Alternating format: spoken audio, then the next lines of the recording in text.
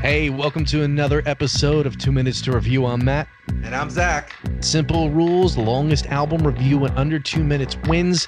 This time going back to a classic album and to a classic hip-hop album. You click the picture, you know it's Outkast, but Zach, hit him with what album we're doing. Well, I know that I joke that I hate to make you feel old, Matt, but this time I feel really old saying this out loud. Good. And it actually pains me.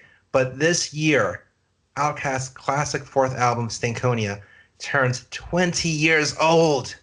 Oh my God, where did my life go? Like, I remember being young and hearing B.O.B for the first time and seeing the music video for Miss Jackson for the first time and just being blown away because it was so different from what the hip hop scene was looking like at the time, or at least on, MTV. It sounds like you're getting ready to go into your review. I know. I was so excited, and to the point that I'm just like, you know what, Matt?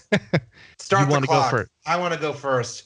I got a lot of exciting feelings to share about this. Well, keep your feelings under 2 minutes or else you'll lose. I'm trying. 3, 2, 1, Ms. Jackson. Oh, man. Start again. That needs to crack up. That's not fair. All right, you ready, Ms. Jackson? I am. Set, go.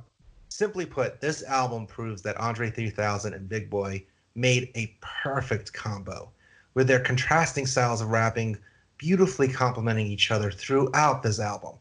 And even 20 years later, B.O.B still gets me pumped up, and Miss Jackson still strikes a chord with me from a sentimental value, but also just from a melodic sense. And then you listen to songs like Gasoline Dreams, Snappin' and Trippin' and Explosion, Slum Beautiful. They find the duo injecting a lot more experimental tempos, funky groove, and downright soulful rhythm into their South hip-hop origins. And they pay homage to their roots while still creating an almost futuristic sound.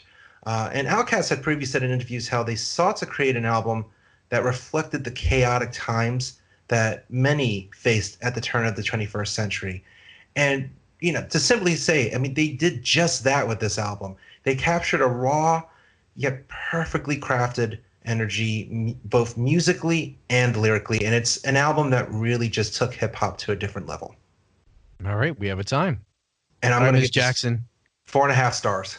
All right, I was just going to ask you what your star rating is. 4.5 stars. And it's been a while since I had heard the album, and I'm going back and hearing songs like Explosion and Gasoline Dreams. It just kind of reminded me of this was such a different, exciting album. It was really a great way to start a new century. I really was glad I got to revisit this album. But you know what? Now it's your turn. Let me know when you're ready. Let's do it, Ms. Jackson. I'm for real. 3, 2, 1, yeah. All right, so I fashioned myself more in line with West Coast rap. I love me some Snoop, I love me some Dre, Tupac, but I'm not the biggest fan of Southern rap. But nobody can deny what Outkast has meant to Southern style of hip hop and rap. While they're clearly rooted in Atlanta, the duo doesn't just rest on their laurels of Southern hip hop and rap. They have many different flows. They even bring in some West Coast flows that I really like, from Spaghetti Junction. They do straight up pop friendly hip hop, obviously with Sorry Miss Jackson, to a very unique Southern style drum line type flow in Bombs Over Baghdad. And the album, because it is so raw, and this was the first album I believe that they did in their own studio, it really shows that, the band, with doing simple things, can really bring to life their style of hip hop. And I enjoyed all of the instrumentation throughout the album. Just a few different areas that I really enjoyed: the guitar work on Bombs Over Baghdad, Gasoline Dreams, Slum Beautiful. And I give them extra credit for using reverse delay for an extra trippy effect, because not many people can pull it off. However, this album isn't without its flaws, because sometimes when they get really unique in their beats and their vocals at times, like on songs like Toilet Tisha, Stankonia, and Red Velvet, it just really doesn't do it for me. And that's where me not liking Southern hip hop as much as West Coast hip hop really kind of takes its toll on the album, but it is still a really good album overall. That's time. So what's your star ranking? 3.5. mainly Oh. because I'm not a huge fan of Southern style hip hop. Like, I'm also gonna talk about Ludacris in the same breath here because he is a lot of what people picture when they think of Southern style hip hop. And obviously people who are more into Southern hip hop than I am are gonna name other people who are more influential and whatnot. But to me, Ludacris, Outkast is kind of what I picture when I think of that. And Ludacris has some good stuff, but then he falls into that same thing. It's just I can't really get into Southern hip hop. But I'm not going to take away from what they did on this album because it is a really great album. And I remember when it came out, I listened to Sorry Miss Jackson and Bombs Over Baghdad, over and over because they're really great songs. And when they hit the nail on the head, they hit the nail on the head. And when they start going go off the rails a little bit, I'm not such a fan. So Fair enough. That's what it is to me. That's just our opinion. Let's find out who gave the longest review under 2 minutes.